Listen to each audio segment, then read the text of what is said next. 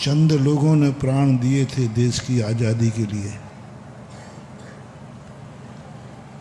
100 साल लड़ना पड़ा देश की आज़ादी के लिए, लेकिन अब आज़ाद हो गया तो कितने सालों के लिए। वो चले गए, लेकिन उनकी संतान आज आज़ादी का सुख भोग रही है। हमें पहले बलिदान देना है। बलिदान दिए बिना हम आज़ाद नहीं हो सकते, हम स्वतंत्र नहीं हो सकते। वही व्यक्ति स्वतंत्रता का आनंद ले सकता है जिसने पहले कुछ बलिदान किया हो। ऐसा ही आप अपनी समाज को ले लीजिए। समाज से तुम्हें कुछ लेना है, तुमने समाज को क्या बलिदान किया है। समाज तुम्हारे हर अरमान पूरे कर देगी, लेकिन पहले समाज को तुमने क्या दिया है। हर कार्यकर्ताओं से मैं नियम बनाता हूँ, पहले मैं ऐसे ही सफल नहीं हो जाता हूँ।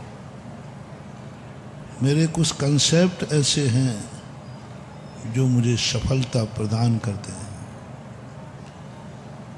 मैं जब किसी भी स्कूल को खोलता हूँ, पहले शर्त लगाता हूँ कि पदाधिकारियों के बच्चे इस स्कूल में जरूर पढ़ेंगे, चाहे भली निःशुल्क पढ़ें, लेकिन पढ़ेंगे। जिस स्कूल में पदाधिकारी के बच्चे नहीं पढ़ सकते, उस स्कूल को मैं कभी आशीर्वाद नहीं दे सकता, क्योंकि मैंने आपकी अटेंडेंस ही जान ली है। स्कूल के आप अध्यक्ष, मंत्री, कोषाध्यक्ष आदि है, आपका बच्चा क्यों नहीं पढ़ रहा साहब? पढ़ाई तो वही है।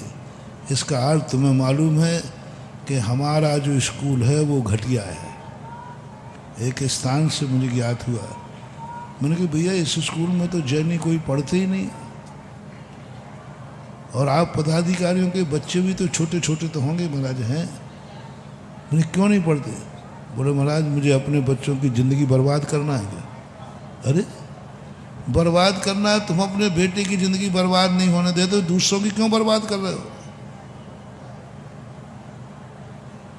तब मैंने उससे, अब तो एक छोटा सा संकेत से सब समझ जाते हैं।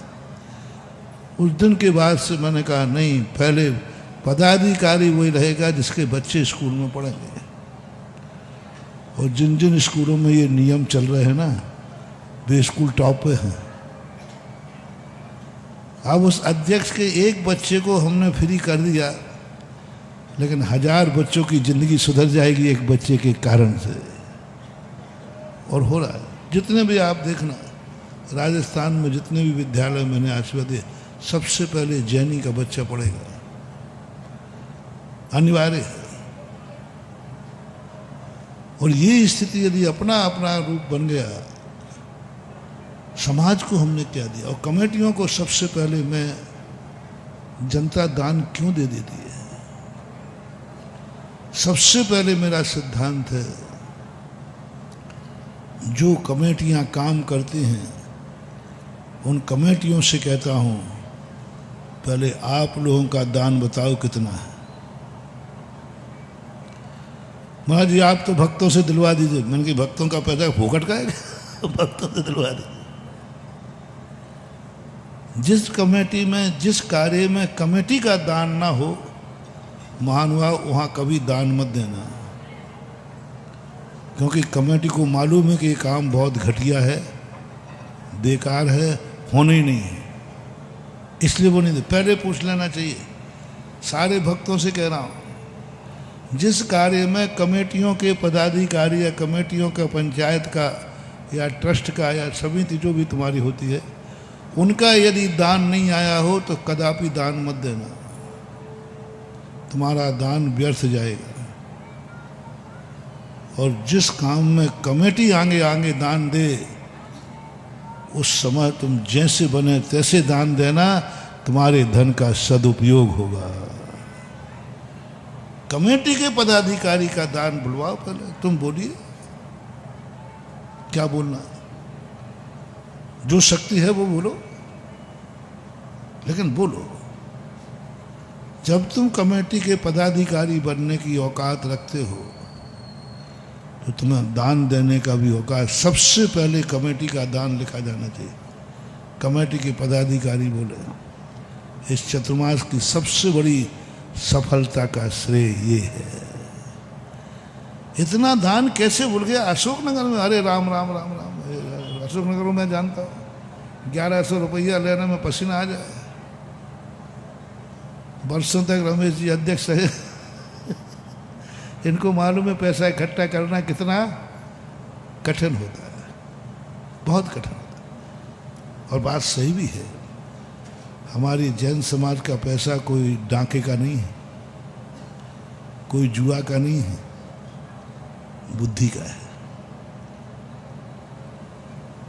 90% भारत में जैनियों का पैसा ईमानदारी का पैसा होता है। वो सरकारी टैक्स वैक्स 2 नंबर ये कोई बेईमानी में नहीं आते, क्योंकि इनके अंदर बहुत नीतियां गलत हैं।